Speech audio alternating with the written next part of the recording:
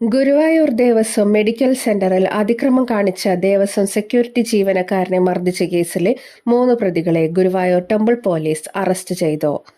തിരുവനന്തപുരം കഴക്കൂട്ടം പാങ്ങപ്പാറ സ്വദേശിയായ 60 വയസ്സുള്ള മധുസൂദനൻ നായർ എന്ന സെക്യൂരിറ്റി ജീവനക്കാരനെയാണ് പ്രതികൾ മർദ്ദിച്ചത്. സെക്യൂരിറ്റി ജീവനക്കാരനെ കാറിലെത്തിയയാളടക്കം 3 പേരടങ്ങിയ സംഘം മർദ്ദിച്ച് അവശനാക്കി 15/2/2026 ഞായറാഴ്ച രാവിലെ 11:30ഓടെയാണ് സംഭവം.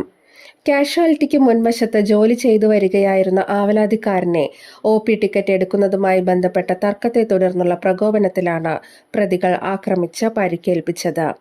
1-ാം പ്രതി തൊഴിയൂർ സ്വദേശിയായ വടക്കുംപാട്ട് വീട്ടിൽ 18 വയസ്സുള്ള അദ്വൈത്, 2-ാം പ്രതി നെന്മിനി സ്വദേശി നീർത്താട്ടിൽ വീട്ടിൽ 20 വയസ്സുള്ള അരുൺ കൃഷ്ണ, 3-ാം പ്രതി എളവള്ളിപ്പാറ സ്വദേശി ഏങ്ങടി വീട്ടിൽ 31 വയസ്സുള്ള ശ്രീകുമാർ എന്നിവരെയാണ് Guruvayur temple police inspector G. അജയകുമാറിന്റെ നേതൃത്വത്തിലുള്ള സംഘം അറസ്റ്റ് ചെയ്തത്.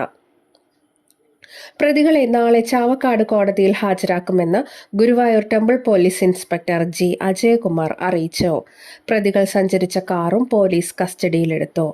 പിടികൂടിയ പ്രതികളിൽ 3-ാം പ്രതി ശ്രീകുമാർ ഫാസിൽ കൊലപാതക കേസടക്കം നിരവധി ക്രിമിനൽ കേസുകളിൽ പ്രതിയാണ്.